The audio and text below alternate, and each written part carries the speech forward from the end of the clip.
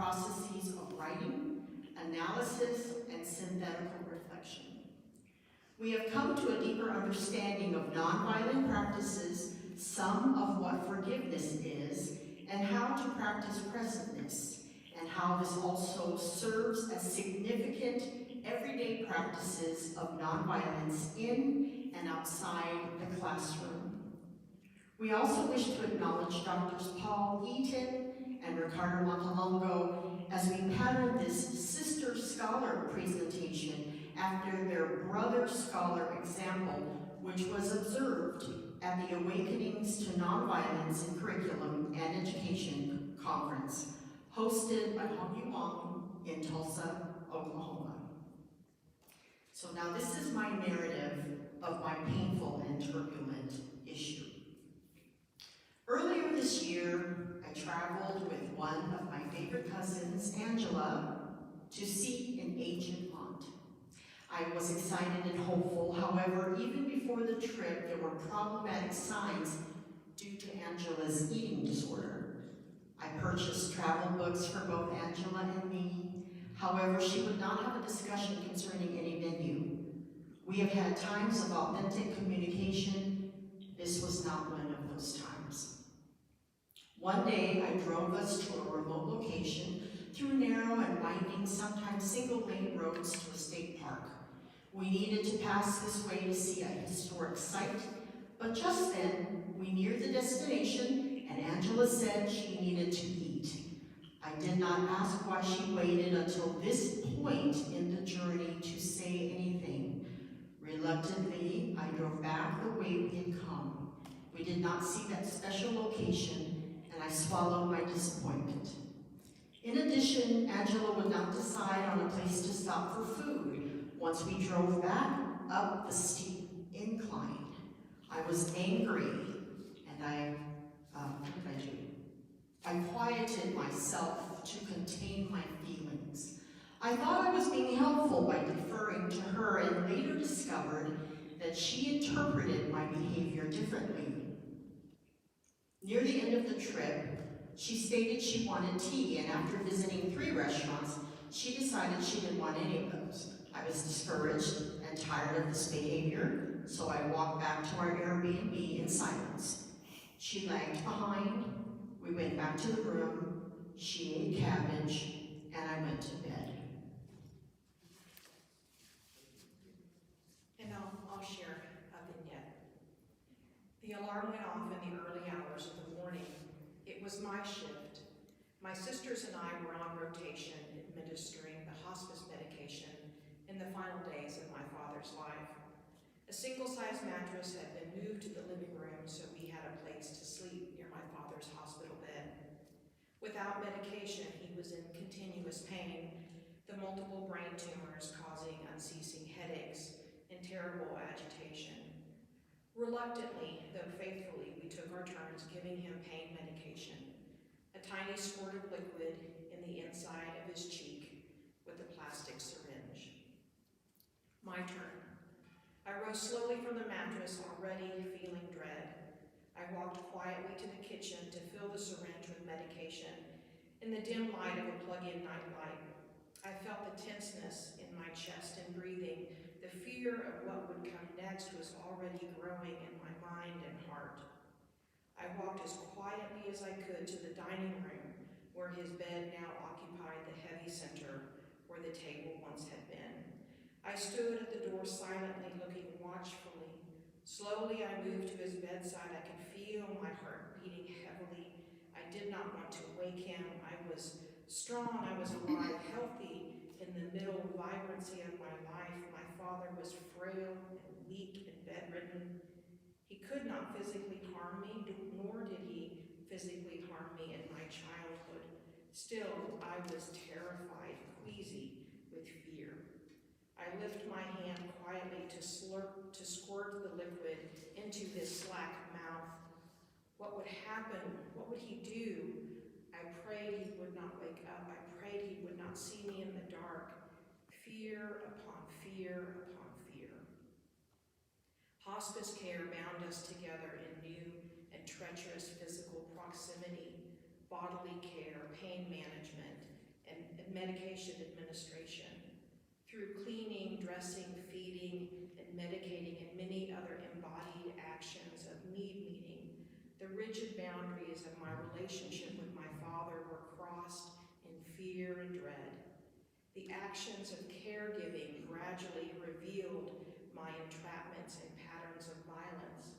I was terrified of my father's anger each time I administered his medication. I agonized over each new task that required the intimacy of touch, or the sight of his body, or the boundary cross of physical proximity. For all the care and kindness I attempted to enact, I was drowning in dread and fear and anger and despair. The traumas and violence of those final weeks exposed and reopened the numerous wounds I had thought had been mended from our life together, father and daughter, tangled together in slippery narratives, twisting words, and knotted understandings of ourselves and each other. So what is violence? Straightforward dictionary definitions of violence focus on harming or damaging or killing someone or thing through physical force. Synonyms for violence are equally attentive to forms of brutality and savagery, loaded words that conjure up the beastly and the uncivilized, or attacks from the wilderness by the monstrous. Beyond these ideas, the World Health Organization has provided an overarching definition of violence as the intentional use of physical force or power, threatened or actual, against oneself, another person, or against a group or community that either results in or has a high likelihood of resulting in injury, death, psychological harm, maldevelopment, or deprivation. This umbrella description of violence articulates its propensity for curtailing human flourishing through its power to deform and impoverish. Violence is both subtle and overt, both visible and invisible, inflicting harm on bodies, minds, spirits, and ways of being in the world. Violence can be physical, epistemic, social, structural, and existential, and most often makes itself known at the complicated intersections of human relationships. Wozniak describes these complications and overlapping intersections of violence as assemblages. Violence is the acting out of relational power dynamics and the mechanisms of control or erasure that separate, distort, suppress, exclude, marginalize, diminish, discount, and silence human relationships and obscure human interconnection and interdependence. At its core, Nagler explains, violence dishonors another human being.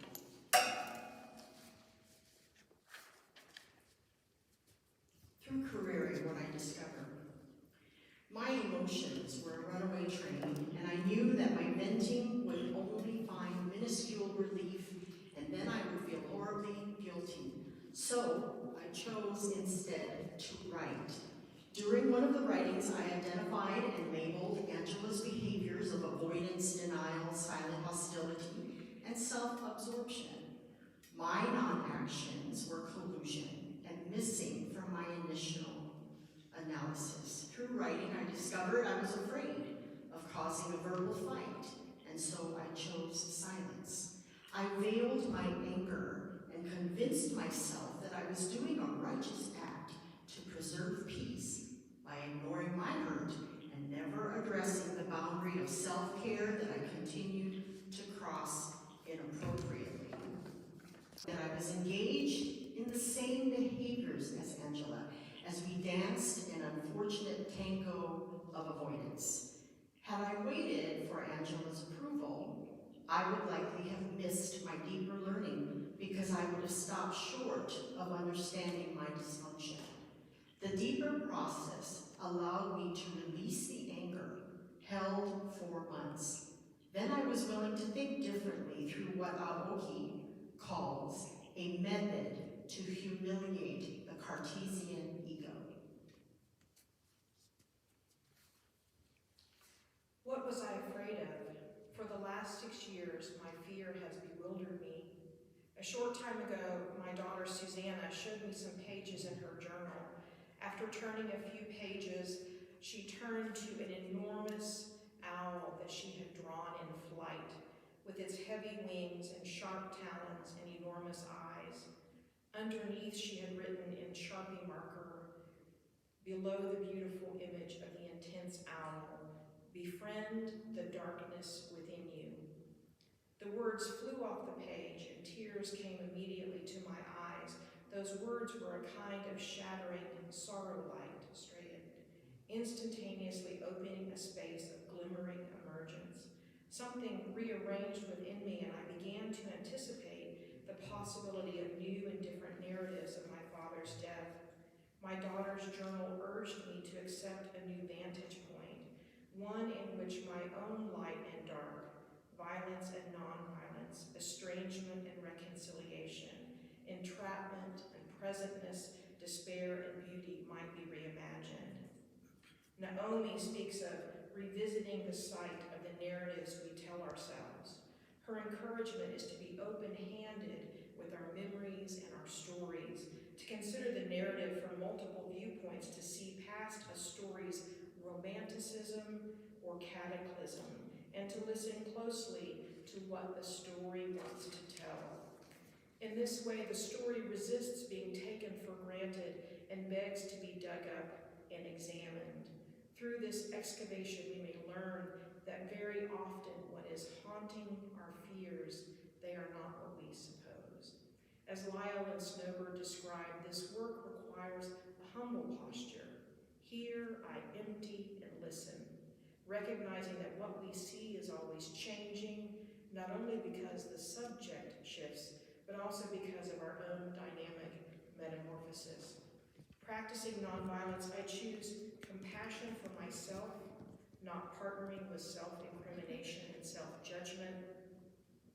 I am not the child I once was, nor am I the woman I once was 6 years ago. I am fluid, porous, transforming. Miller. By befriending the darkness within me, I acknowledge all I cannot see and cannot yet name.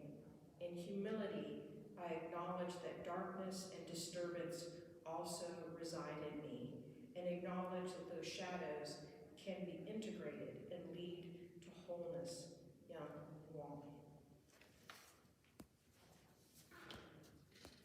Naomi's work of the self to discover nonviolence, nonviolent observations, and classroom implications. Carrerian nonviolence combine to move the person in physical and metaphoric spaces, which can bring new opportunities for the benefit of the whole community. This is Wong, 2024. Delving into the place in which the self is willing to open up to accept a social space is an important recognition. Wong, 2024. Turbulence. The discovery of the self also requires a tolerance for turbulence. Recognizing this painful process is like learning to decolonize ourselves from one way of thinking, operating in stale, unchanging ways that limit our ability to think and be. Then the new becomes possible. Embracing notions of turbulence, nonviolence, and Carreri usher us into the concept of Jardine's free spaces that can flower and unfurl. Jardine, 2012. Often our responses to fearful situations keep us from exploring, and we suffer because we never discover the prospect of breaking through the surface by which to change the norm. Jardine, 2012. When I insisted on remaining silent, I denied the possibility of transformation of a difficult situation, and it became fixed, adding to the violence. Jardine, 2012, states that an unexamined life makes us less active, and less alive. And these examinations are not without pain, internal interrogation, and emergence. Smith, 2021. Forgiveness is as nonviolent action. Forgiveness is not supporting wrong behavior, pretending, repression, or denying one's feelings or feeling superior to the other person. It doesn't mean I excuse myself from unhealthy behaviors. I may forgive, but not continue to confide in the other person. Kasarjian, 1992.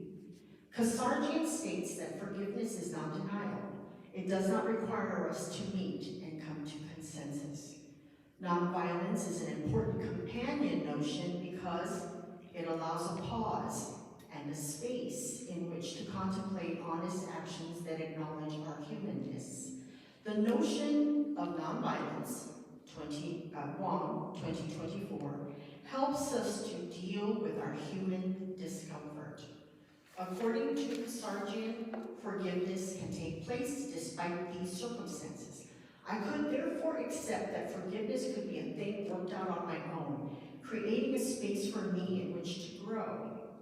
Kasarjian states, if we get lost in the anger, we become deaf to our deeper feelings, and anger goes underground into chronic resentment. Forgiveness as everyday classroom practice. Forgiveness in the classroom may look like interrogating myself, being willing to speak to a child in private about an interchange that happened, and repeatedly allowing the child room to think in alternate ways of communicating, modeling kindness, and having a healthy boundary and acknowledging my own insecurity as the teacher. Releasing the offense is necessary to build a different path through. Individuals can accept that nonviolent relationship starts with the self and emanates outward in a shared, integrated way. Nagler. Through difficult spaces, teachers can accept the responsibility to accept nonviolence as a method to aid us in finding our voice to speak with others despite our own suffering. At my father's deathbed, I craved escape. Even as my body was present at his bedside, my mind and heart were often far away. Distraction, disassociation, and emotional distance were my ways of protecting myself. In contrast, practicing presentness invites me to sit in the moment of difficulty without attempting to understand it, or remake it, or sanitize it, or fix it, or run from it. Presentness invites me to sit with the difficulty and ponder without dismissing. Poindexter. This is a practice of holding compassion for the self and the other, and sitting in stillness and openness to apprehend the moment, to tarry with what is in the moment. Poindexter again. With anticipation for what may be observed or revealed. In this way, stillness is not passive, but active and waiting expectantly for something emergent, or the release into something new. Presentness lingers in anticipation, harmonizing the mind and body and spirit in the practice of attunement or inwardness through listening, quietude, and transcendence. Pinar. Presentness invites me to hold myself in openness of being. Even though this work may be fearful and difficult, knowing this difficulty is the doorway towards self-recognition and the growth and maturation of personhood and relationality. In conclusion, we suggest that the practices of nonviolence we have been exploring in and through our familial experiences may also serve teachers and school leaders, offering them hopeful approaches to counteract and diminish violence and turbulence within the lived experiences in education.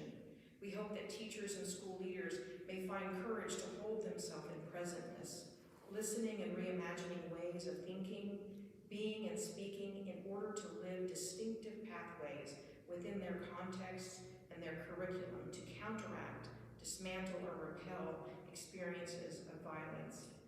Teachers and school leaders may come to befriend the darkness within, to practice forgiveness, and open themselves and their stories with patience, compassion, and humility to discover hidden nonviolent counter-narratives, Massey, rich with poetic opportunities to discover human flourishing through interconnection and interdependence. We hope these pathways may give teachers and school leaders courage to resist the narrow and unlovely, the inheritance that they have been given, and bravely explore the freedom to choose a lived curriculum, wedded inextricably to practices of nonviolence that lead to the cultivation of transformational relationships and community. Thank you all. Thank you.